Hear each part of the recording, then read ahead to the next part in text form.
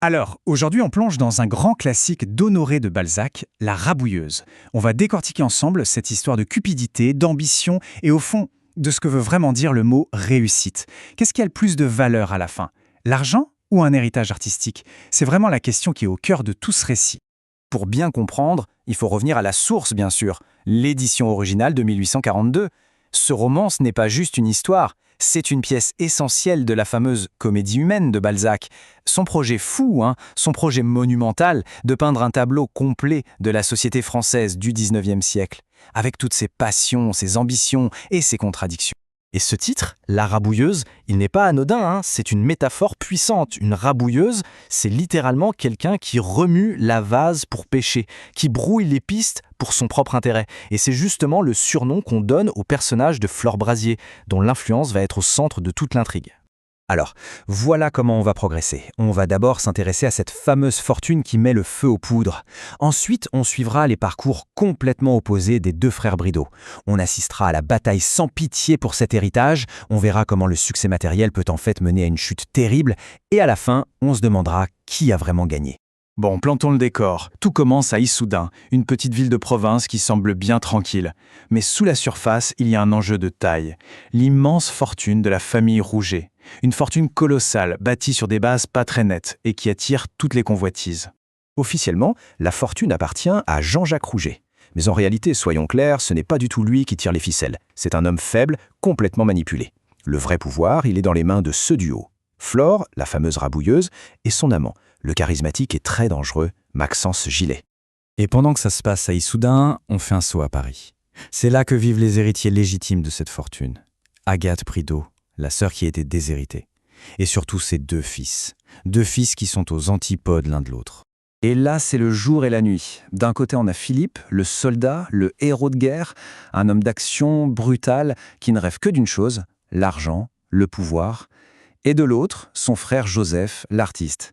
Lui, il est introverti, passionné, et tout ce qui l'intéresse, c'est son art. Ce choc de valeurs, c'est le vrai moteur de tout le roman. Alors c'est là que l'histoire décolle vraiment. Philippe, le frère impitoyable, décide que c'en est assez. Il part pour Issoudun avec une seule idée en tête, récupérer la fortune et par la force s'il le faut. Forcément, il va se retrouver face à l'homme qui tient la ville, Maxence Gilet. Il faut bien comprendre qui est ce Maxence pour saisir son emprise sur la ville. Il a une bande, les Chevaliers de la Désœuvrance.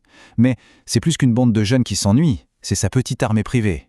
Leurs farces terrorisent la ville et leur permettent de tout contrôler. Ils sont ses yeux et ses oreilles. Et cette citation, elle dit tout du personnage.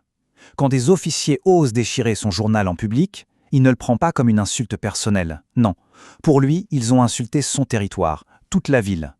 Sa réaction est immédiate, violente, et ça se termine en duel. C'est comme ça qu'il a bâti sa réputation.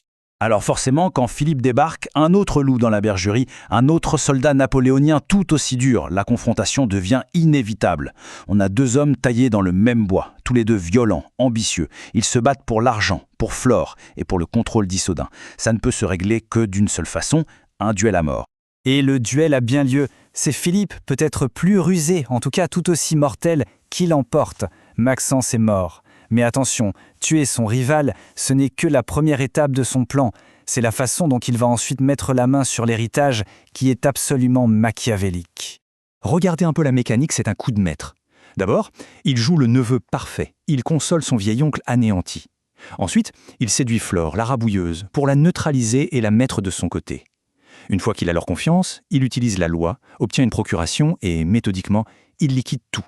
C'est une prise de contrôle froide, calculée, parfaite. Et le résultat ? 750 000 francs. Alors, il faut bien se remettre dans le contexte des années 1820, c'est une somme absolument astronomique. C'est assez pour s'acheter un titre de noblesse, un château, une place au sommet de la société parisienne.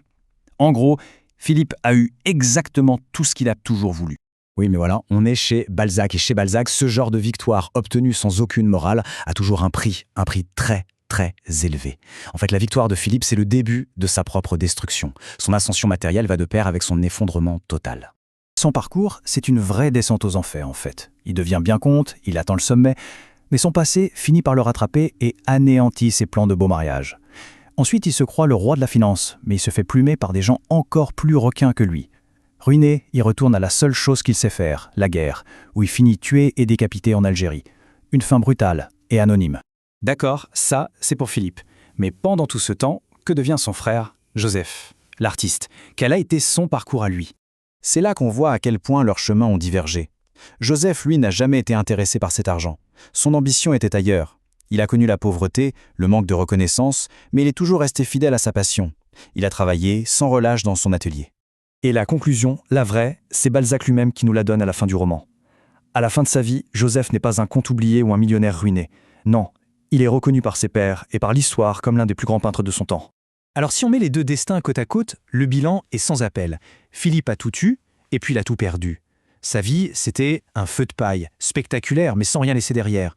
Joseph, lui, a construit quelque chose qui dure. Son héritage, il n'est pas en francs, il est en tableau. Il est dans une œuvre qui lui survivra. Et finalement, c'est la grande question que Balzac nous laisse. Qu'est-ce qu'un véritable héritage? Est-ce que c'est l'argent, le matériel qui est si souvent éphémère et corrupteur? Ou est-ce que c'est la création, le travail acharné, le dévouement à quelque chose qui laisse une vraie trace dans le monde? L'histoire des deux frères Bridau, elle, donne une réponse assez claire.